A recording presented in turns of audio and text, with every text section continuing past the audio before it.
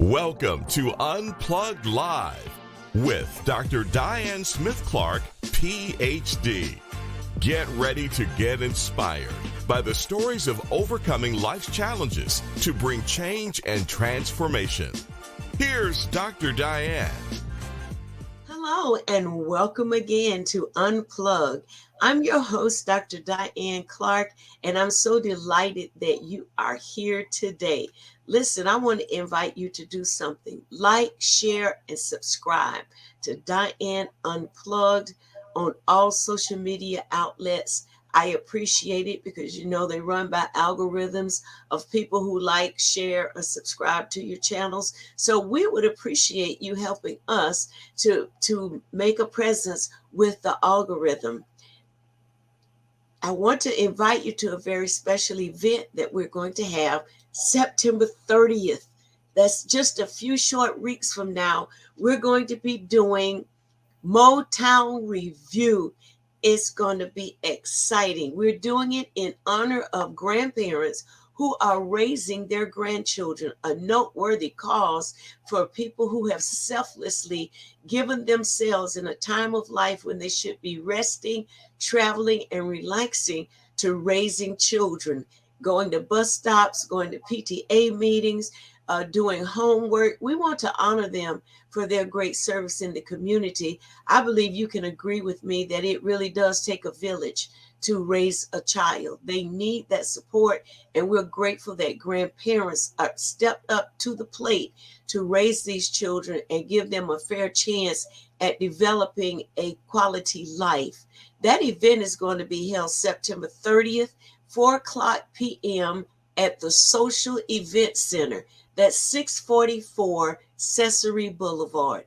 The Social Event Center, 644 Cesare Boulevard. We're going to start promptly at 4:00. Listen, we have a live band and a DJ, fabulous food and fun. We're going to be giving away free gifts, and many of those gifts will be monetary. So we invite you to go and get your ticket now. You can get your ticket from drdianeclark.org, or you may get your ticket from Eventbrite, Motown Review, or you can get it from Ticketmasters. Either way, we'll be happy to serve you.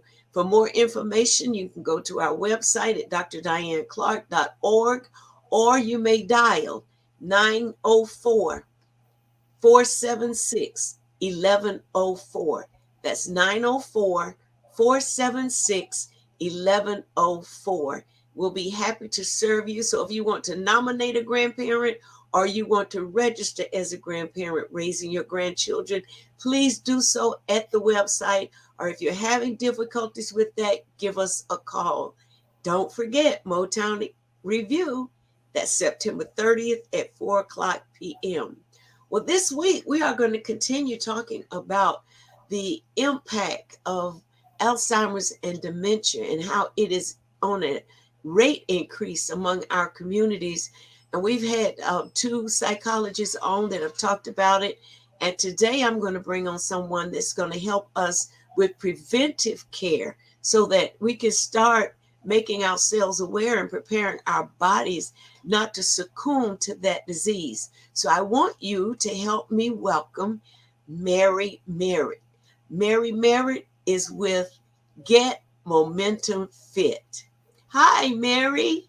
Hi, Dr. Diane. Thank you for having me. You are welcome. It's so nice to have you here. And I want you to first introduce yourself to my guests, tell them how you got started with preventive health coaching, and then we'll talk about our subject. Okay. My name is Marie Merritt. I own a personal training and health studio that really focuses on the individuals that walk through our doors. I founded in 2005. I have an athletic career, and I noticed that there was a huge chunk of our industry missing that helps people have access to their health. And that's whenever I got into the health and wellness coaching, which is from a behavioral side on helping people understand that you can make big changes through very small, incremental, consistent steps in your day-to-day life. And what my mission is to give people access to better health for themselves, because the more we have access to our health, the more free we are of disease and illness. So thank you. That is so important. And I want you to let's talk about some preventive care. I noticed on your website that not only do you do personal training, but you have youth programs. So that means you have programs for youth to start them early with preventive care. There's group fitness for persons who don't want just personal coaching. They can join a group and work with others, network, make new friends. And then there's the health coaching. And I want you to talk about that and some preventive measures that adults can take against developing Alzheimer's and dementia. Well, through our lives, I believe that we were born to move. Everything in our body, on the inside of our body, is moving. And through life, we're conditioned to be still. People think of exercise as this thing that we need to condition ourselves to do. But if you watch a child, they're moving, they're constantly playing, and we're trying to get them to sit still, eat their food, sit still, do their homework. And I think that through life, as we continue to age and progress, our access to the way that we think about movement changes. And so we start to hold still a little bit more. And adults, very simply, there's so many things on our to-do lists that it's easy to let our bodies and our health fall to the wayside. What I encourage people to do is something as simple as taking, I call them exercise snacks, a good 5 minutes of movement to give themselves a break from sitting. And that could be walking around, that could be push-ups on a counter, that could be just standing up and moving your arms around a little bit. But those little intermittent snacks of movement throughout the day stimulates our brain, stimulates our blood flow, allows nutrients to pass through our bodies. And it can be very relieving from a stress state. That is so important because stress these days is very high. We're dealing with a refreshed COVID-19 that seems to be spreading and headed in the direction of an epidemic. People are dealing with job stress. They've had to start their lives over since COVID, and now they're just getting adjusted. And here's a new challenge. We're dealing with shootings and killings of our young people. And of course, you heard about the mass murder that happened just recently in our city, Yes. Dollar General. Such a sad thing to happen. So you can see how stress is escalating. But what can we really do to de-stress and help our bodies maintain a healthy state in the midst of opportunities to be stressful? Well, I think the hardest part is depending upon the community that you're in and what you have access to, right? Mm-hmm. If you don't feel safe to go outside and go for a walk, that to me is something that is, it's a huge systemic issue. And then not feeling safe within a community will limit people's access to being able to go outside, which going outside and spending time in nature has been proven to reduce our stress levels. And so there's this kind of double-edged thing going on right now that if you don't feel safe to have access to something that should be stress relieving, our stress then escalates to the next level. And what I believe in firmly is finding a community of people that you feel safe and confident with, that you can go move, that you can take a walk in nature, that you can sit and breathe and have a good connection, or just have that moment to say, oh, like these are my people, this is my community. We're focused on creating better health for ourselves and within our community. That can actually reduce stress, even when there's so much uncertainty. That's very true, Marie. It's if you don't feel safe, you're not going to do much exercise. Where is your center located? I know it's in Ponte Vedra. I am in Ponte Vedra Beach. I kind of haphazardly found someone who was underwater on their lease. I was young, I was 21, and I was working for somebody that my moral compass didn't align with. And I said, oh, well, if this idiot can run a business, then so can I. And I ran into someone who was in this business park who needed to get out of their lease. So I started subletting. I had no idea what I was getting into. I just knew that I wanted to help people. It's been a good community. The one thing I will say is there are times that it feels isolating from larger parts of the community that need more access to their health. That's awesome. You'll have to give our audience your address and how they can locate you, a phone number they can contact you before we go off of the air. Okay. Marie, what makes exercise so important? Because as you, of course, you know, as you age, your interests, your energy, and your thought patterns don't generally run toward exercise. We might take a walk or, do a few things, but we really don't get into the habit of stretching or going to a gym. What are some things we can do at home? And let's talk about maybe from age 55 on. What are some things we can do to get that momentum? Hey, I need to exercise every day. So here's 3 things I can do. So everybody has a chair or a couch in their house. So I tell people, before you go sit down and watch Netflix, I want you to sit down and stand up off of that chair or that couch 10 times. Just adding, it's those exercise snacks, right? We go into the kitchen a lot, right? We can do a push-up on the countertop. We have a body, right? You can move your body. Sitting, changing positions while you're sitting. Sometimes sit on the floor. That will encourage you to stretch because sitting on the floor gets uncomfortable. If you can't get off the floor, that's something that we need to work on, because being able to get off the floor is very important as we age. But being able to move. So exercise is important because it stimulates your neurons, right? Like our neurons think of it as the hardwiring electrical system for our body, right? Our muscles can't fire without that electrical impulse. Mm-hmm. That electrical impulse also needs water. That's a kind of segue. Both know we need to stay hydrated. But the electrical impulse that starts going to our muscles actually rewires our brains. It makes our brains have more neural pathways. So exercise can help your brain like rewire and get smarter without even having to go to like hitting the books and studying. Oh, wow. It gives us nice buzzy stimulation up there. That's so important because that's where the plaque piles up. That's where the dementia, the Alzheimer's sets in and begins to reduce the blood flow, I believe, to the brain. And anytime you reduce the blood flow to the brain, you can cause illness, sickness, or right? Death. Yeah. TIA. Yeah, that's right.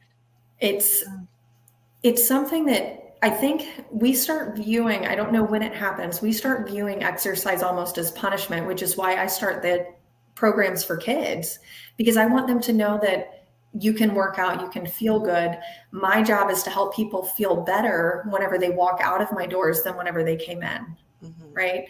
So if people in their homes are sitting still, we're going to be more tired. The more you hold still, if I were to sit still and watch a movie, I would probably fall asleep. My body's like, I don't want to be still. But the more we're still, the more still we're going to be. And then the more tired we're going to be, and the less motivated we're going to be. And motivation is a fleeting thing anyways. So being able to do something that makes you a little bit out of breath. You should be moderately uncomfortable having a conversation, but still be able to talk. That's how you know you're getting your heart rate up, because our brains, our bodies love that blood flow. Our nerves love the blood flow. And you'll actually not only see a better focus, better energy, better reduction in pain. Motion is lotion. Our bodies like to move. I know I recently had a knee replacement. Okay. And prior to the knee replacement, I know it was 8 weeks of therapy. I'm sure it seemed like forever. But the message every time I went to therapy was motion is lotion. And when you're hurting and you're 55 plus, it does become a challenge to move those joints. And then once arthritis gets in or the bone starts to deteriorate and so forth with that, it was more painful after the exercise than during the exercise. But in the long run, it was better for the knee. I actually had some days that I didn't hurt all day, because I was doing the exercise. Let's talk about the lack of proper blood flow that reaches to the legs and the feet. What can people do with that? How can they, what are some things they could do, like you said, from sitting or standing, or what can we do to keep that flow going in our legs? I am a big advocate for walking. I think it's one of the most underrated forms of exercise. I know some people have a hard time walking. Depending upon the community resources, if you have access to a gym, going and getting on a bicycle can help your legs get to moving. Mm-hmm. I had a central spinal cord injury and lost muscle function in my left leg, had back surgery. So I understand what it takes to get over the pain hump and the fear around movement creating more pain. And there are some days I wake up and I feel like a bus hit me, and then I move around for about an hour and I'm like, okay, I'm going to make it. Right. But that one thing that I remember that helped me recover better than anything else was going for a walk. It was good for my brain. It helped me like breathe and kind of de-stress and not have to worry about all of the things that I needed to do. So walking, even if it's around a house. I remember my great-grandmother, whenever I was a kid and I was staying in my grandparents' house, my great-grandmother would get up and she would take her little laps. She had it was like around the kitchen, dining area, living room, and she would just walk her laps. And that's what she would do. But that kept her mobile.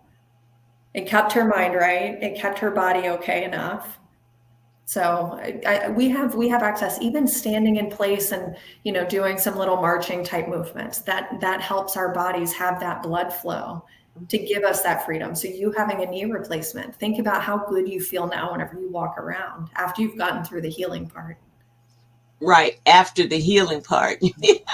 But what I'm learning about the healing part is it's lengthy, and it's not the same for every person. You can't, because you hear all kinds of testimonies, but I'm 3 months in, going into 4 months, and I'm still having discomfort. Yeah, you will. For it. Yeah. It's not linear. You're going to have some days that you feel like a rock star, and then other days you're going to be like, ooh, I overdid it a little bit. But that's recovery. Healing, regardless of the type of healing it is never comfortable. Mm-hmm. Healing inspires some sort of growth if we can make it through the discomfort of the healing process. So emotional healing, physical healing, the healing aspect for you, I would say you're getting over the hardest part. Thank you. Thank you. I'm going to receive that. I'm getting over the hardest part. You are getting over the hardest part. The minerals and nutrients we take into our bodies through food, even through supplementation. I know that I take magnesium every day because as I'm aging, it's something that helps my body recover. It helps my muscle tissue feel better. There are just very little things that we can do to kind of give our bodies that little bit of a nudge over that hump. So in doing the health coaching with you, do you specialize in any particular regimen? Like some people use smoothies, some people take supplements. I myself take magnesium and calcium. Okay. Yeah. I don't know how long it's going to take for it to really impact my system, but I could see some remarkable results, say like in my hands, my wrist, which would normally be tired from working, typing. But I haven't experienced any great breakthrough. I guess because in the recovery process, and then to top that off, I fell and broke my foot on the same leg. Okay. So for punishment, I tell you. As far as the health coaching and me following a regimen, no, what my job is to talk with people, right? If we were sitting down, I would ask you to think about your wellness and health over the next 10 years and what you want to have access to.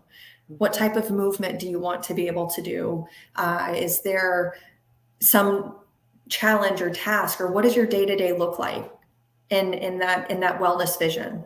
And then we break apart those behavior patterns. I talk to people about their current nutrition and then the nutrition that they need to get there. I talk to people about the behaviors that we have to put into place every single day. So for you, The hard part is whenever we make changes as a society, because we're instant gratification, right? Like everything comes through this. We don't think about the cumulative effect of all of these decisions that we make. If we were to measure from day 1 until day 100, that's a huge leap. But day to day, we live in our bodies, so we don't feel that big magic. This is amazing. That breakthrough moment. I don't want to say that it doesn't exist. It exists over an extended period of time. It doesn't exist from one day into the next. I can see that. Mm-hmm. So if you think about where you were the day after your surgery to where you are now, that's your break. That's the big one. Mm-hmm. And that's the stuff that I think we get frustrated with as human beings. Is I can pick up my phone and I can call you. I can pick up my phone and I can order food and it can come to me. I don't have to do the thing to get this on the other side. Right. I don't have to go through the process. And our bodies are not like that. Our bodies are not built like a system of computers. Our behaviors are the systems that we put in place in our lives to give us that thing to rely on in the long term, when things may not be going as easily or as smoothly as we want them to be. The systems that we have in our lives give us access to being able to say, hey, you know what, I have this default thing that I can go to. But it's very hard to change our brains from what the instant gratification to I'm making a decision every single day because I want to get here. That's exactly what you have to do every single day. You have to make a decision. So when it references Alzheimer's and dementia, what are some changes, eating habits, snacks, or whatever need to be addressed? Let's say you're 55 and you're starting just a little bit of not being able to locate your keys or forgetting important things, and you just pass it off as, oh, well. But what are some healthy things that we can do?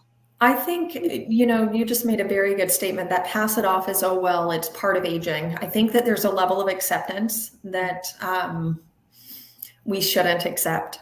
I don't think that is like status quo shouldn't be good enough. And so for us to say, I'm looking at my current nutrition, am I drinking enough water? Right? Like water is a conductor. If our body is 2% dehydrated, our brains and bodies are going to be 15 to 30% less efficient. That could be remembering where your keys are. Wow. So water itself is the life force. And there's a lot of people who don't drink. I know there's that, like, let's have some water. But a lot of people don't think about that, or they say, I don't like the taste of water. Okay, well, find something that is basically water that you do like the taste of, right? We're going to start there. It doesn't have to be perfect. There's no such thing.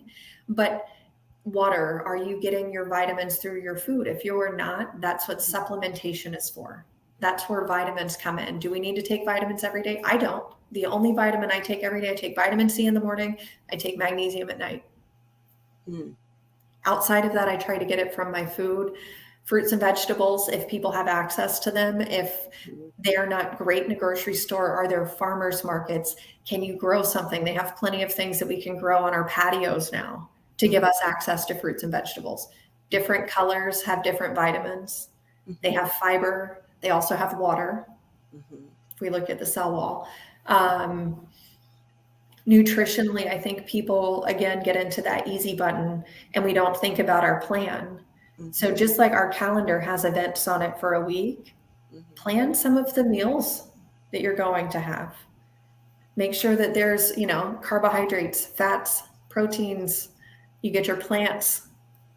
If you eat animal product, protein, right? Carbohydrates, fruits, vegetables, rice, beans, potatoes. I can go through the whole thing. I'm not a person who believes that any food is bad. I think that every food has a place.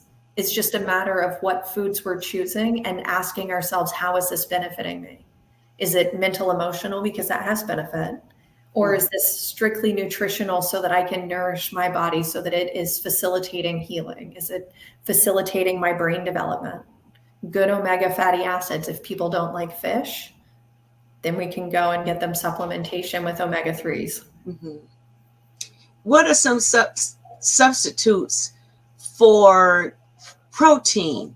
I know we know protein comes from animal products, but now they're doing something unique with meat. They're creating it.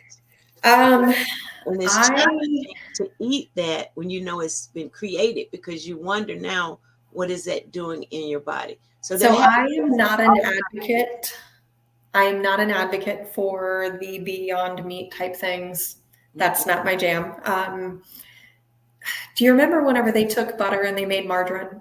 Yes. And they added a bunch of hydrogen to it. Yes. And they're like, this is fat-free, and it created trans fats. Yes. I think that we're going to run into a very similar thing there.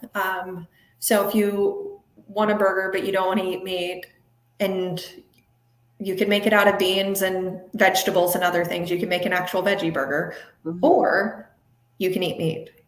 As far as the stuff that's in the middle, that personally, not my thing. But plants, you can get protein from plants. You can get it from quinoa. You can get it from beans, any sort of legumes.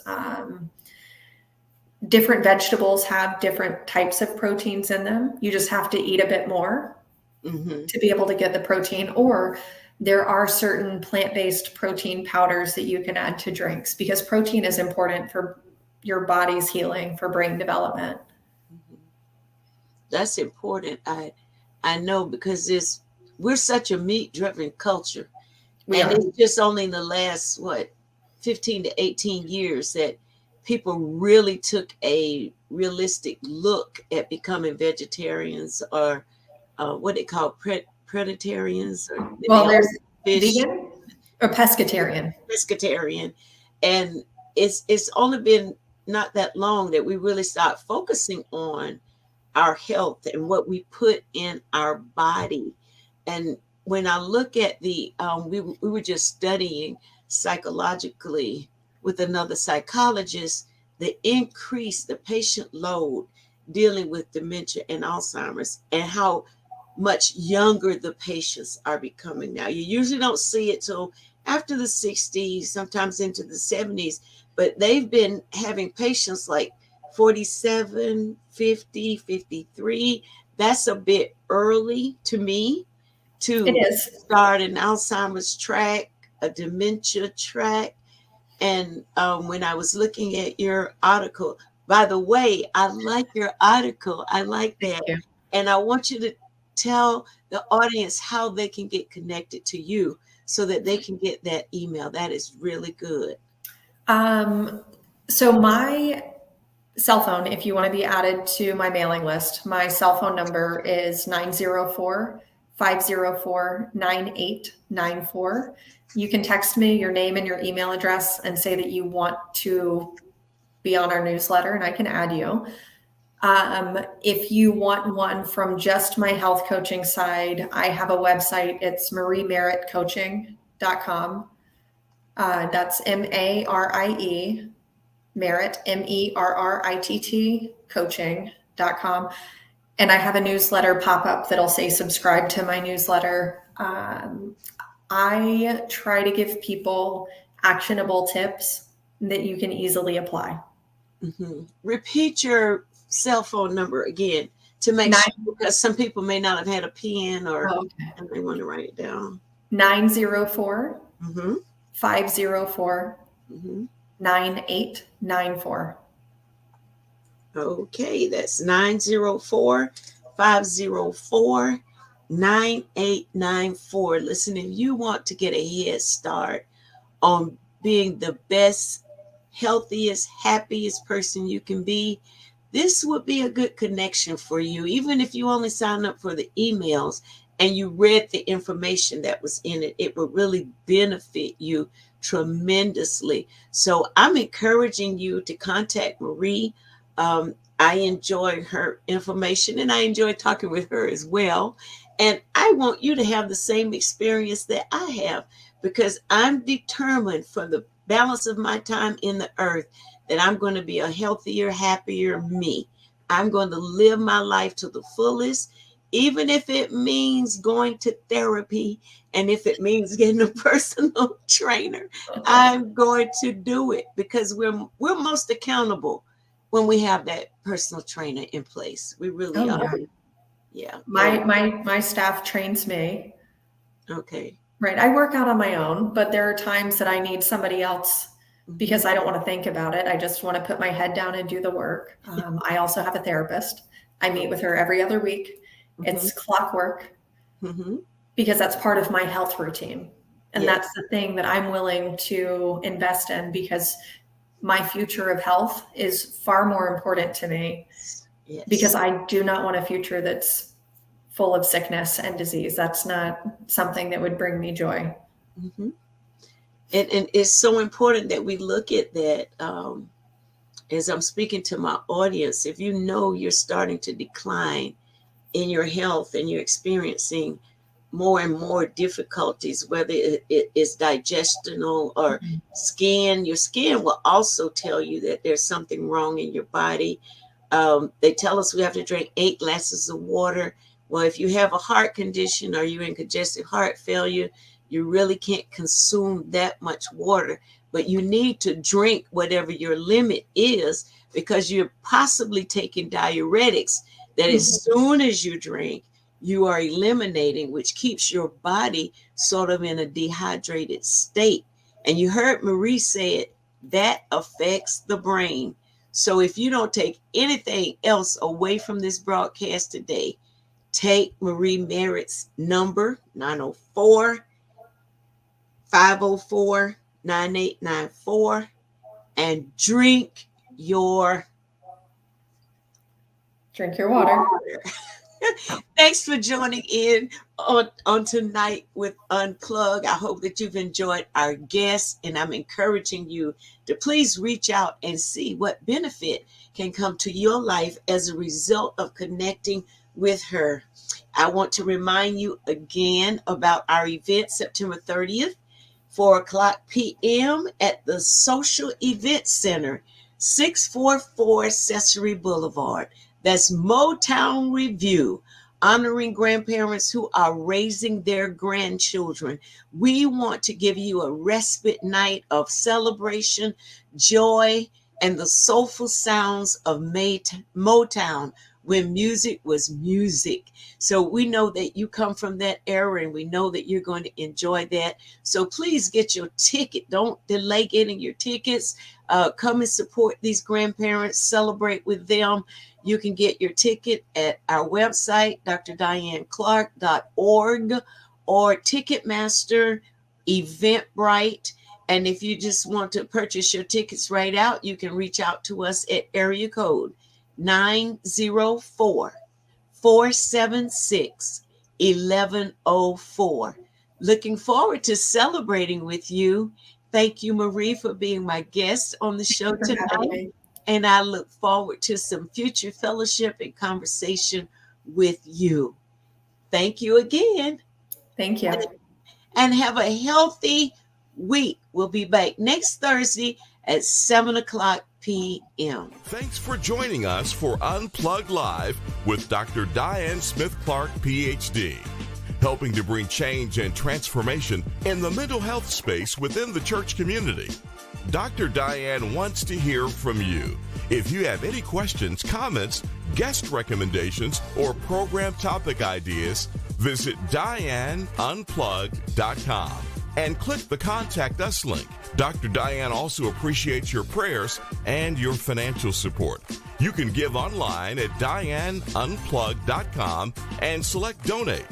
If your business or ministry organization is interested in sponsoring this program, you can go to DianeUnplugged.com and click the Contact Us link.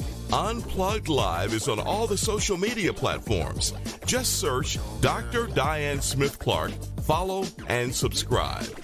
Unplugged Live with Dr. Diane Smith-Clark, PhD. Healthy mind, wealthy life.